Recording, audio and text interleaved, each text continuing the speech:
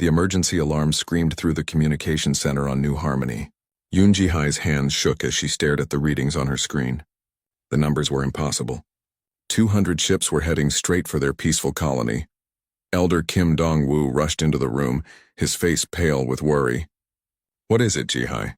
What's wrong?" "Ships, Elder Kim, many ships. They're not from the Confederation." Ji-hai pointed at her screen. "They're coming fast. They'll be here in 3 days." Kim Dong-woo felt his heart sink. New Harmony was a farming colony on the edge of known space. They had no weapons, no military ships, just families who wanted to grow food and live in peace. "Send a message to the Confederation immediately," he ordered. "Tell them we need help." Ji-hai's fingers flew over the controls. She sent the distress signal on all official channels. Then she waited. And waited. Hours passed with no answer. "Elder Kim," she said quietly. "They're not responding." On the bridge of the lead alien ship, Warlord Vexthul studied the small human colony below. His silicon-based body gleamed under the ship's lights. To him, all carbon-based life was weak and worthless. "How many humans live on this world?" he asked his second-in-command. 50,000, Warlord. They have no military forces. No weapons of any importance." Vexthul smiled, showing crystal teeth. "Perfect. We will give them 3 days to leave. Then we will take their world and strip it clean." Back on New Harmony, panic spread through the colony. Parents held their children close. Farmers looked up at the sky, knowing death was coming from the stars. Kim Dong-woo called another emergency meeting. "The Confederation isn't coming," he told the frightened colonists. "They say our sector isn't important enough to defend." Angry voices filled the room. People shouted questions that had no good answers. How could they fight? Where could they run? Their ships were too slow and too few to save everyone.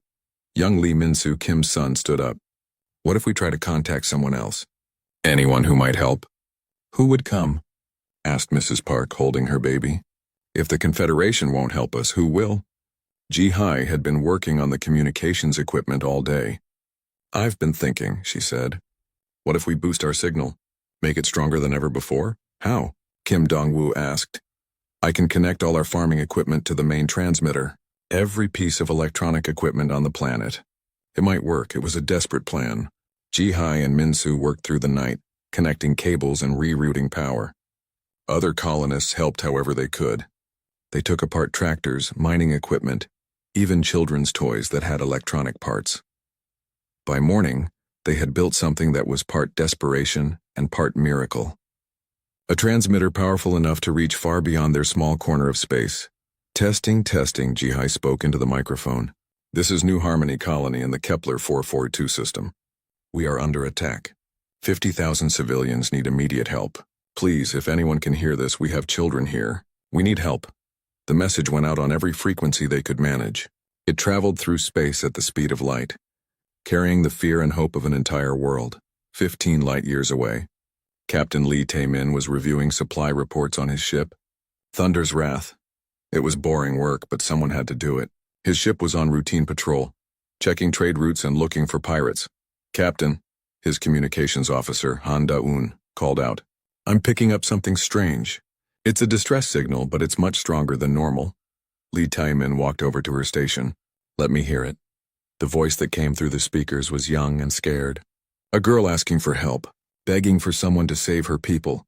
Where's it coming from?" Lee Tae-min asked. "Kepler 442 system. That's way out on the rim, sir. About 15 light-years from here." Lee Tae-min frowned. "Any Confederation forces in that area?" Han Da-eun checked her records. "No, sir. The Confederation pulled out of that sector 6 months ago, said it wasn't worth defending." On the bridge, the other officers gathered around. Commander Jang Hyun-woo looked at the star charts. "Sir, if there's trouble in that system, it's not really our problem. We're just a single ship." "How many people did she say?" Lee Tae-min asked. 50,000, sir, including children." Lee Tae-min closed his eyes. He thought about his own family back on Earth. His daughter was about the same age as the girl on the radio. "Sir?" Jang Hyun-woo asked. "What are your orders?" Lee Tae-min looked at his crew. Good people, all of them. They had signed up to protect humanity, not just the parts that some politicians thought were important. "Plot a course for Kepler 442, he said quietly. "Sir, we have no orders to go there. If we leave our patrol route without permission, there could be serious trouble. Commander Jang, did you hear that message? Yes, sir, I did. Then you know what we have to do. Lee Taemin's voice grew stronger. We don't abandon our own. Not ever. The crew looked at each other. They all knew what this meant. They could be court-martialed for leaving their assigned patrol. They could lose their careers. But they also knew their captain was right. All hands prepare for jump to hyperspace, Lee Taemin announced over the ship's speakers. We have people to save. Thunder's Wrath turned toward the Kepler 442 system and engaged its faster-than-light drive. One human ship racing to help 50,000 people who had nowhere else to turn. On New Harmony, Ji-Hai kept broadcasting their message. She didn't know if anyone was listening. She didn't know if help would come. But she kept talking into the darkness, hoping that somewhere, someone cared enough to answer. The alien ships grew closer with each hour. Soon Warlord Vexthal would make his demand. Leave or die. But for the first time in days, Ji-Hai felt a tiny spark of hope. Maybe, just maybe, someone had heard their call for help. Captain Lee Taemin called his senior officers to the main meeting room. The holographic display showed the Kepler 442 system and the massive enemy fleet approaching New Harmony. Commander Jang Hyun-woo pointed at the red dots on the screen. 200 ships, Captain. All of them bigger than us. These are Draktar warships. Their plasma weapons can cut through our shields like paper. Chief Engineer Choi Min-ho shook his head. I've read the reports about these aliens. Their ships have energy shields that nothing can get through, and they don't take prisoners. Pilot Kang Soo-jin crossed her arms. So what are you saying? That we should turn around and run? I'm saying we need to be realistic, Jang Hyun-woo replied. We're one ship against 200. The math doesn't work. Lee Taemin stayed quiet, studying the data. Dr. Park So-young, their science officer, spoke up. I've been looking at the colony information. New Harmony has 50,000 people. 15,000 of them are children under the age of 16. The room fell silent. Everyone knew what that meant. If they turned around and left, those children would die. What about evacuation? Asked Han Do-eun. Can we get the colonists out? Choi Min-ho checked his tablet. Their ships are old cargo haulers and farming vessels. They'd need weeks to evacuate everyone, and they don't have weeks. The Draktar will be there in 36 hours. Lee Tae-min finally spoke. What do we have that they don't? Sir? Jang Hyun-woo asked. Our advantages. What makes us different from them? Choi Min-ho thought for a moment. Well, we have the new quantum torpedo systems. And the adaptive shields that can change frequency. Oh, and the Thunder Drive. What's the Thunder Drive again?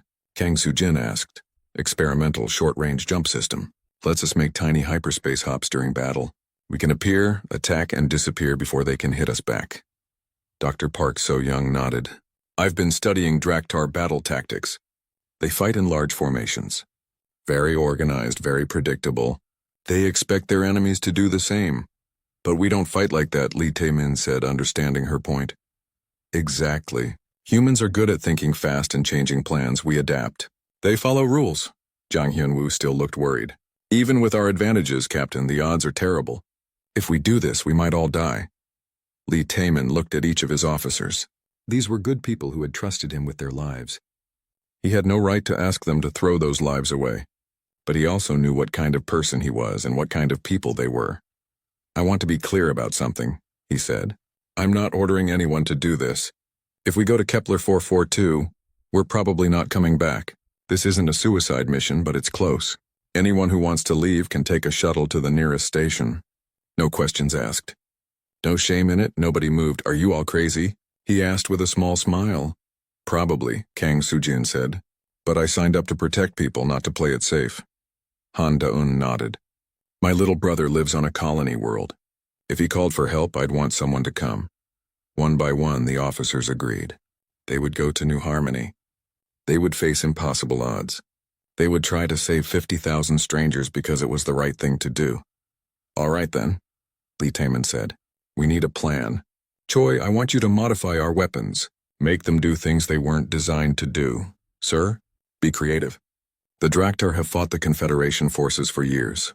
They know how those ships fight. They don't know how we fight because we're going to make it up as we go. Choi Min-ho's eyes lit up. I have some ideas. What if we link the quantum torpedoes to the Thunder Drive? We could fire them through micro-jumps, make them appear inside their shields. Can you do that? I can try. Give me 12 hours. Dr. Park, I want everything you can find about Draktar biology and technology. Any weakness, any flaw, anything we can use. Already working on it, Captain. Kang, start training the fighter pilots on new attack patterns. Nothing conventional. I want them confused about what we're doing. Yes, sir. Should I tell them what we're really up against? Lee Taemin thought about that. Tell them the truth. They deserve to know. But also tell them that we're not just fighting for ourselves. We're fighting for every human child on that planet. The meeting ended and the officers went to work. All over Thunder's Wrath, crew members prepared for a battle they probably couldn't win. But they worked with determination, not fear. In the engine room, Choi Min-ho and his team took apart perfectly good equipment to build weapons that existed only in their imagination. They connected quantum field generators to hyperspace projectors, creating something that had never been tested. In the science lab, Dr. Park So-young studied every piece of information about the Draktar Empire. She learned about their silicon-based biology, their crystal matrix technology, and their rigid military culture. On the flight deck, Kang Soo-jin taught her pilots to think in 3 dimensions instead of 2. Space wasn't like fighting on a planet's surface. There was no up or down, no left or right. Every direction was a possible attack vector. Han Da-yoon worked with the communications team to create a network that would let them coordinate with the colonists. If they were going to fight for New Harmony, the people there needed to help however they could.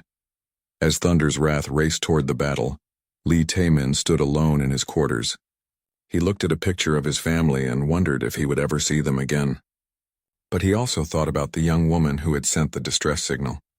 She had asked for help and he had answered. That was what humans did. They didn't abandon their own, not ever. The ship's computer announced their arrival in the Kepler 442 system in 6 hours. 6 hours until they would face the largest fleet in Draktar history with nothing but courage, creativity, and the refusal to let innocent people die.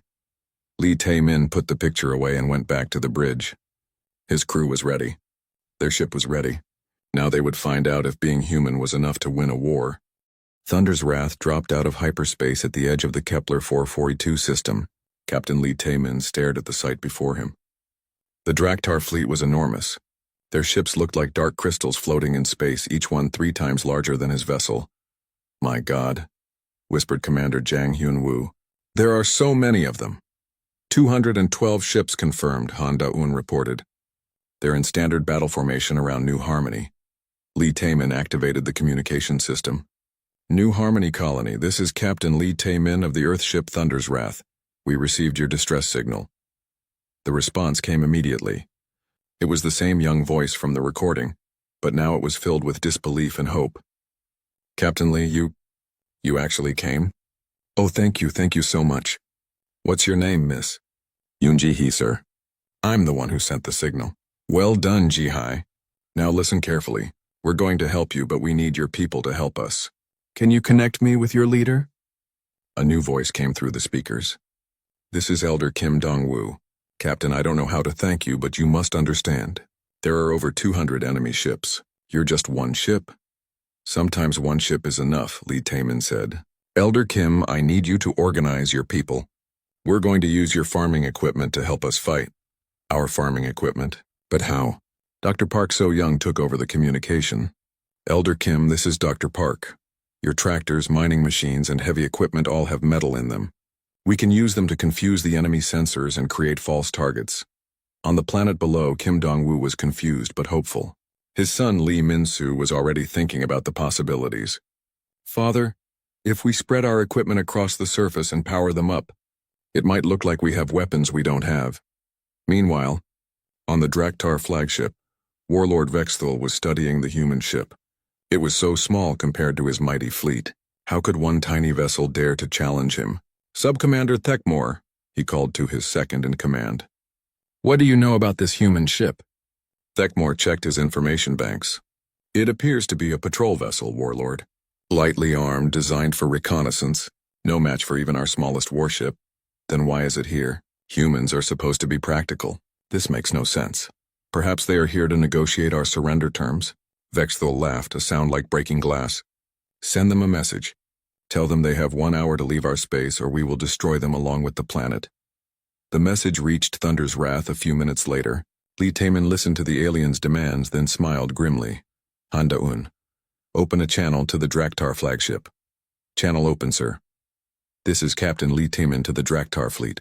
You are threatening innocent civilians.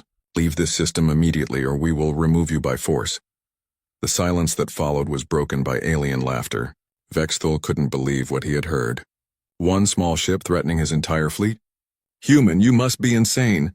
We have 200 ships. You have one. Yes, Lee Taemin replied calmly. But we have something you don't. What is that? We're human. The communication ended. On both sides, final preparations began. Chief Engineer Choi Min-ho reported to the bridge.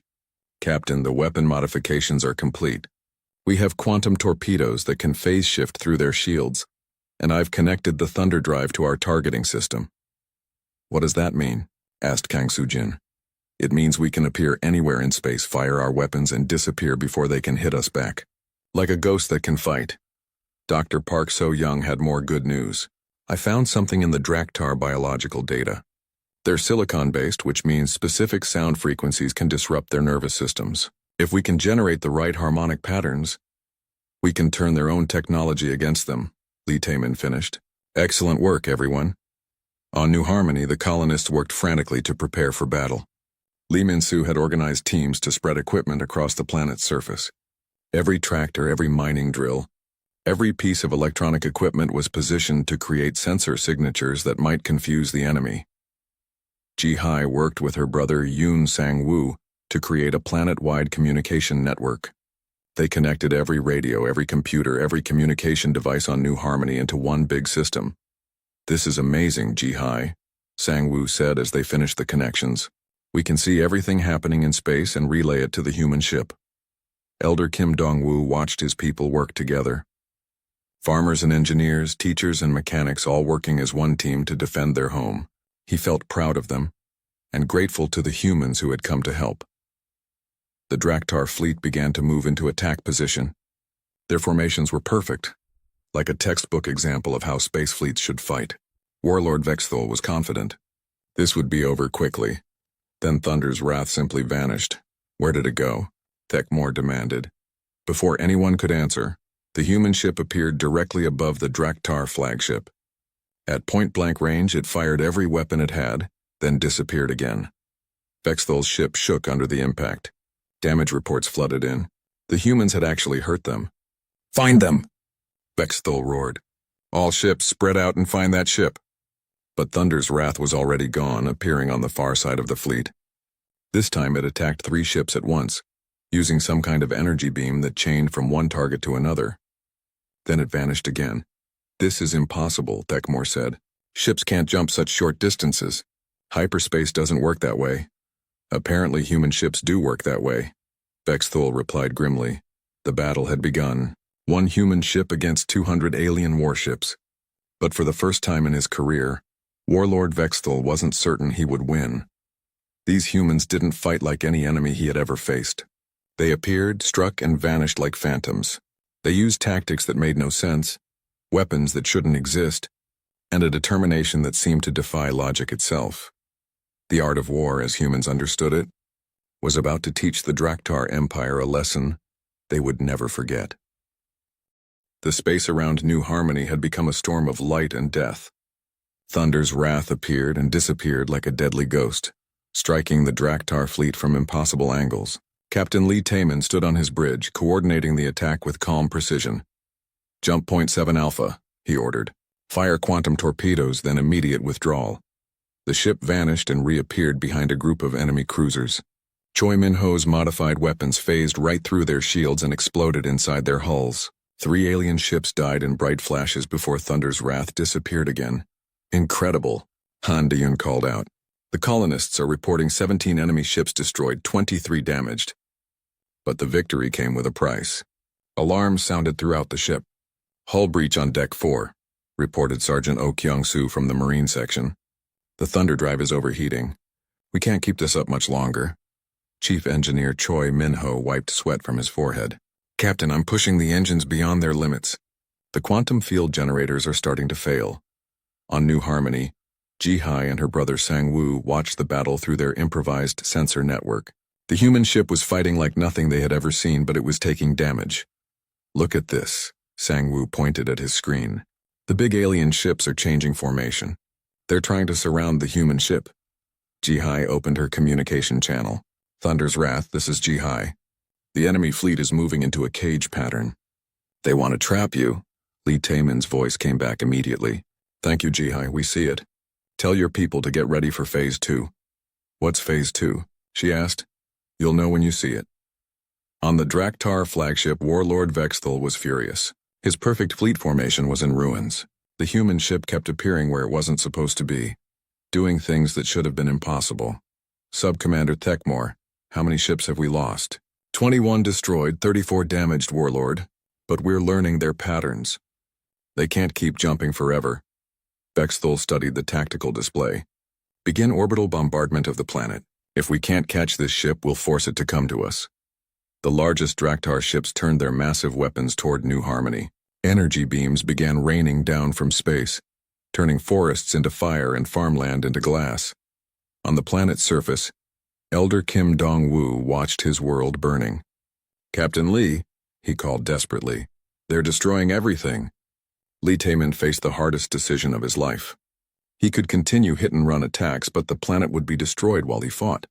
Or he could move to protect New Harmony directly, which would make Thunder's Wrath an easy target. "All hands prepare for defensive pattern Omega," he announced. "We're going to shield the planet."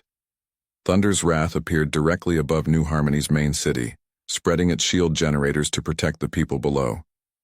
But this meant the ship couldn't jump away. It was trapped, taking the full force of the alien attack. Explosions rocked the ship. The lights flickered. Damage reports flooded in from every section. "Shields at 30%, Jang Hyun-woo reported. "Hull breaches on 6 decks, Oh Kyung-soo added. Dr. Park So-young looked up from her science station. "Captain, I have an idea. The harmonic frequency I discovered. What if we broadcast it through the planet's communication network?" "What would that do?" "It might disrupt the Draktar nervous systems. Make them sick, confused. Buy us time. Do it." Dr. Park worked frantically with Ji-hai on the planet below. They connected the harmonic generator to every radio tower, every communication dish, every electronic device on New Harmony. "Broadcasting now," Ji-hai reported. The effect was immediate. On Draktar ships throughout the fleet, silicon-based aliens began writhing in pain. The specific frequency attacked their neural networks like a virus, making it impossible to think clearly or coordinate their attacks. But the victory was short-lived. Warlord Vexthal, protected in his shielded command center, ordered his ships to retreat beyond the harmonic field's range and continue bombardment from a distance. Thunder's Wrath was badly damaged and couldn't pursue. Lee Taemin looked at his crew, these brave people who had followed him into certain death to save strangers. "Sir," Han Da-eun said quietly, "I'm receiving a priority communication from Earth Fleet Command. Put it through." The face of Admiral Pak Young-jae appeared on the main screen. "Captain Lee, what the hell do you think you're doing?" "Saving lives, sir. You abandoned your patrol route without orders. You've engaged an enemy fleet without authorization. This is grounds for court-martial." Lee Taemin stood straight despite his exhaustion. "Admiral, 50,000 civilians called for help." We answered. "If that's wrong, then I'll face the consequences." Admiral Pak was quiet for a moment. Behind him, other officers whispered urgently. Finally, he spoke again. "Captain Lee, your actions have created a political crisis. The Confederation is demanding we withdraw and apologize to the Draktar Empire. And what is Earth's response to that demand?" The Admiral almost smiled. "Earth's response, Captain, is currently traveling toward your position at maximum speed. Try to stay alive for another 6 hours." The communication ended. Lee Taemin looked at his crew with new hope. "You heard the Admiral. Help is coming. We just need to hold out a little longer." But the Draktar weren't finished. As Thunder's Wrath struggled to repair its systems, enemy sensors detected new hyperspace signatures approaching the system. "More ships coming," Thekmore reported. 37 vessels. They're Draktar." Warlord Kethzan's fleet arrived in perfect formation. Kethzan was Vexthal's greatest rival, and he had come to claim the victory that Vexthal couldn't achieve alone. "Brother Vexthal," came the mocking communication. "I heard you needed help with one small human ship." Vexthal's rage burned like plasma. This is my conquest, Kethzan. Take your ships and leave. The High Command sent me to ensure success. Now we have over 250 ships. Even the humans cannot fight those odds. On New Harmony, Ji-Hai watched the new alien ships arrive and felt her heart sink. Captain Lee, there are more of them now. So many more. Lee Taemin's voice came back, calm and determined as ever. Ji-Hai, I want you to remember something. We came here because someone called for help. We stayed because it was right. And now we're going to finish this because that's what humans do. Thunder's Wrath rose from its protective position above the planet. The ship was damaged, her crew was exhausted, but they weren't defeated. Not while there were people counting on them to fight. The real battle was about to begin. And somewhere in hyperspace, Earth's answer to the crisis was racing toward New Harmony at the speed of light. Thunder had been unleashed. Now it was time to see what happened when Thunder called its brothers home. Thunder's Wrath was dying. Sparks flew from damaged control panels as Captain Lee Taemin prepared for what might be his final battle. The combined Draktar fleets had formed a perfect sphere around New Harmony, with over 250 ships ready to destroy anything that moved. Captain, Chief Engineer Choi Min-ho reported, the Thunder drive is completely offline. We have maybe 6 quantum torpedoes left and our shields are running on emergency power. Commander Jang Hyun-woo looked at the tactical display with grim determination. If we're going to make a final attack, sir, now would be the time. Before they get organized, Lee Taemin nodded. He opened a channel to the entire ship. All hands, this is the captain. We came here to save innocent people. We've done our best and we've shown these aliens that humans don't abandon their own. If this is our last fight, then we'll make it count. On the planet below, Ji-Hai watched through her sensors as Thunder's Wrath began its final attack run toward the enemy flagship. She knew the brave humans who had answered her call were about to die, and tears ran down her face. Thank you, she whispered into her microphone. Thank you for coming. Warlord Vexthul smiled as he watched the damaged human ship approaching. Finally, they will die with honor. All ships prepare to fire on my command. But before he could give the order, space itself seemed to tear open. The first ship to emerge from hyperspace was massive, 3 times larger than any Draktar vessel. The UES Righteous Fury led a fleet of 300 human warships into the Kepler 442 system. Their arrival created a storm of energy that lit up the darkness. This is Fleet Admiral Shin Jae-wook of the Earth Deep Space Fleet, came the broadcast on all frequencies. Any hostile forces in this system have 30 seconds to surrender or be destroyed. On Thunder's Wrath, the crew stared in amazement. Captain Nam Seok-jin's voice came over their communication system. Thunder's Wrath, this is Captain Nam of the EDF Stalwart. Stand down and let us take over. You've done enough. Lee Taemin felt relief wash over him. Negative, Captain Nam, we started this fight. We'll help you finish it. Fleet Admiral Shin Jae-wook's voice boomed across space. Draktar fleet, you are outnumbered and outgunned. Withdraw immediately or face the consequences. Warlord Kethzan, always arrogant, responded with typical alien pride. We do not fear you, humans. We are the Draktar Empire. We do not retreat. Then you will learn why that's a mistake, Shin Jae-wook replied. What followed was not a battle. It was a demonstration. The human fleet moved with perfect coordination, using tactics that the Draktar had never seen before. Ships appeared and disappeared using advanced jump drives. Weapons that bent space and time tore through alien hulls like paper. Captain Nam Seok-jin led the carrier groups in complex maneuvers that made Thunder's Wrath's earlier attacks look simple. Fighter squadrons swarmed between the larger ships, striking weak points with surgical precision. Colonel Bae In-soo's Marines boarded damaged Draktar vessels, proving that humans were just as deadly in close combat as they were in space battles.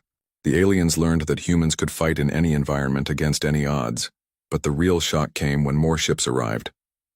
The Galactic Confederation fleet, led by various alien species, dropped out of hyperspace with perfect timing, just after the battle was decided. This is Admiral Korthek of the Confederation fleet, came the pompous announcement. We claim jurisdiction over this engagement under Confederation law. Fleet Admiral Shin Jae-wook's response became legendary throughout the galaxy.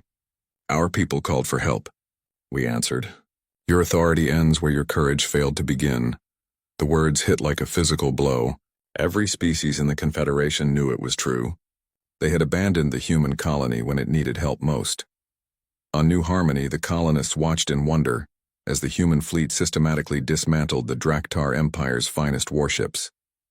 Elder Kim Dong-woo stood with his son Lee Min-soo and looked up at the sky. They came, Min-soo said in amazement. All of them came. Because one ship answered our call, Kim Dong-woo replied. One captain who refused to let us die alone. Ji-hye was crying again, but these were tears of joy. Her desperate message had not only saved her people, it had brought the entire human fleet across the galaxy to protect strangers they had never met. The battle turned into a rout. Warlord Vexthul's flagship was surrounded by human ships, its weapons disabled, its crew defeated. Warlord Kethazan tried to retreat, but Captain Nam's forces cut off his escape route. Surrender now, Lee Tae-min broadcast to both Draktar commanders, or we will finish what you started. For the first time in their history, Draktar warlords surrendered to an enemy. Their proud empire had met an opponent they couldn't understand, couldn't predict, and couldn't defeat. As the alien fleets limped away under human escort, Fleet Admiral Shin Jae-wook opened a private channel to Thunder's wrath. Captain Lee, your actions have created quite a stir back home. Some politicians want to court-martial you for disobeying orders. Lee Tae-min was too tired to care about politics. I understand, Admiral. However, Shin Jae-wook continued, President Han Min-jung has a different view. She's declaring the formation of the Human Colonial Defense Pact. Any human settlement that calls for help will receive it, regardless of distance or political approval. The meaning was clear. Never again would human colonies be abandoned to face extinction alone. There's something else, Captain. Your battle recordings have been broadcast throughout the galaxy. Do you know what other species are calling you? Lee Tae-min smiled tiredly. I'm almost afraid to ask. Thunder warriors. They're saying humans are the species that fights impossible battles and wins them through pure determination. As Thunder's wrath docked with the fleet's repair ships, Lee Tae-min looked at his crew. They had faced impossible odds and survived. More importantly, they had saved 50,000 innocent people from certain death. Sir, Honda-un called from her station. I'm receiving multiple communication requests. Other colonies, other species. They all want to know if humans will help them too. Lee Tae-min thought about that. Maybe this was just the beginning. Maybe humanity's role in the galaxy was to be the ones who answered when others called for help. Tell them we'll consider each request, he said. But remind them of something important. What's that, sir? When thunder calls, thunder answers. And we are the thunder.